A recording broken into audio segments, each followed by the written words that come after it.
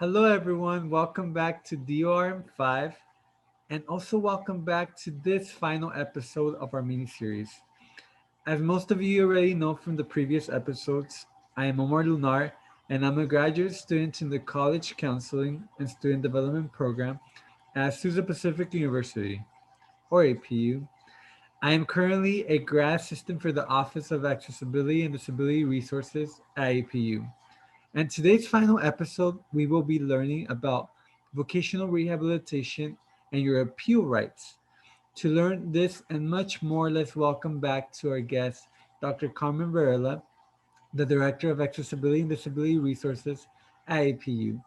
Like always, welcome back, Carmen. How are you? Hi, Omar. I'm great. I'm excited. It's our last episode. I hope Oh, that students get a lot out of this. yes, I hope the same. I'm excited that we're doing this to inform and educate our students. Me too. So let's jump into our first question, Carmen. Okay. Carmen, what if someone is found ineligible for Mm. vocational rehabilitation services at the DOR? Yeah. So when the Department of Rehabilitation either denies a service or finds somebody ineligible who's filled out an application and gone through the process, the Department of Rehab has to send the applicant a letter indicating that they've been found ineligible and the reasons why. So if you're found ineligible, you really want to look at that letter closely, see what those reasons are. Are they valid? Do they make sense to you? If not, you can always call the Department of Rehabilitation and ask somebody to go over that with you. Or you can also appeal. And so there are a couple of options when it comes to appealing that I think we're going to talk about in the episode. Thank you, Carmen. And this actually leads to my question number two. Carmen, what can an individual do if they encounter problems with their counselor? Yeah, so so it's a tricky situation, right? Because you've got a counselor who's been assigned to you. You're expected to work well with that counselor, to cooperate with the counselor, to participate in the process of eligibility, of applying and being eligible. Um, once you've been made eligible, you're actually assigned a counselor to your case, right?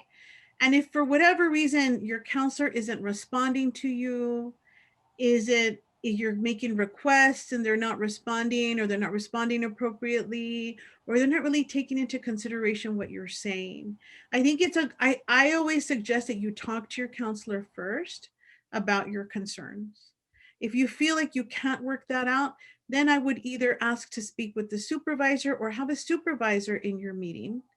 And if you still feel uncomfortable with your counselor, then you want to just ask for another counselor. It's really the counselor client relationship is really critical in the process of the Department of Rehabilitation, because this is a person that you're going to be going to for years, right? Um, if you're getting your undergraduate degree, this is going to be your counselor for probably 4 years, unless something happens and they leave and then you get assigned another one. So you have to be able to have a good relationship in order to have good and clear communication and to ensure that your needs get met. Thank you, Carmen. Just three more questions. And this next question kind of talks about the appeal process that you mentioned. So, Mhm. what are one's options and rights to appeal? So you should know that in any process, right? The Department of Rehabilitation, or VR, is a state agency similar to your local maybe Health and Human Services agency. Social Security is a federal agency, but there we find them in every state, kind of the same as the Department of Rehab. Anytime that you are denied a service or told no, they have a legal obligation to put that in writing, explain to you why they're telling you no, and then give you information about your appeal rights. So don't just take a no over the phone as an answer.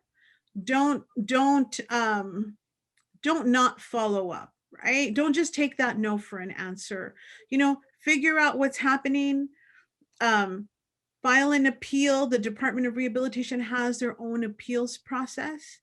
And there's several steps. There's a step prior to the appeals process, but always just make sure that that you get the information that you need to be able to ask questions about why you were denied a service, right? You don't want to just be told, no, we don't have any money, or there's no funding, or no, I don't think this is a good fit for you. That's just not a good answer. And so I would not take that as an answer. Thank you. And our next question, Carmen, what is an administrative review, and also is it mandatory? So an administrative review is a part of the appeals process. It's kind of like it's the step under actually filing a formal appeal. And I always think it's a good idea to participate in these, what they call informal dispute resolution processes prior to the appeal, because the appeal will actually go in front of an administrative law judge in LA County or whatever county you find yourself in. And so it's a legal process. And unfortunately, legal processes aren't always friendly to non-attorney people, right? So the Department of Rehab and other entities have gone through the appeals process. They have appeals specialists, they do it all the time, but the layperson isn't used to being in an appeals process. So it's a court process. You have to actually file within a certain amount of time. You've got to provide your evidence binder. You've got to have witnesses. You've got to file subpoenas. There's just a whole process. So the administrative review is where the district administrator will review your will review your claim, right? Like that you disagree, that you were ineligible because of X, Y, and Z, and you feel you're eligible because you met all the criteria. And then you would say, I believe the resolution is to find me eligible and to draft an individualized plan for employment, right? So you've got to fill something out. You literally just have to send a letter to the Department of Rehabilitation telling them that you disagree with the decision, that you want to request an administrative appeal.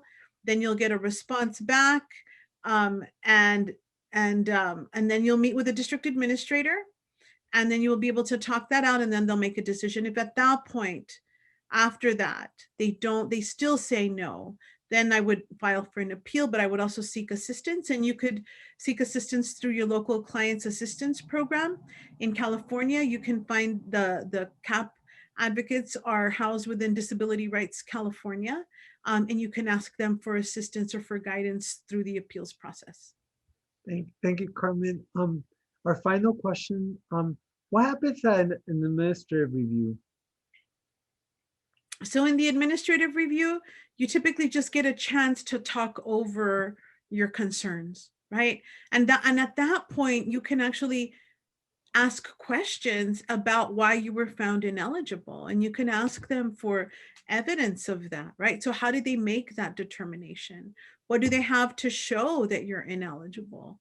And so it gives you, because it could be that perhaps you didn't provide them the appropriate information that they needed, or there's a concern about X, Y, and Z, and they want you to participate in another process or what have you. So that's the time where you get to figure out exactly what the Department of Rehab is claiming. They also get to see where you're coming from. And if things don't work out at that point, at least then you know. So in the event you decide to file a formal appeal through which is going to go through an administrative law judge, then you know exactly why the department has said no to you in regards to either eligibility or the provision of a service. So I always highly recommend that somebody goes through the administrative review. I think that anytime you have to go through any kinds of appeals process, it can feel a little intimidating.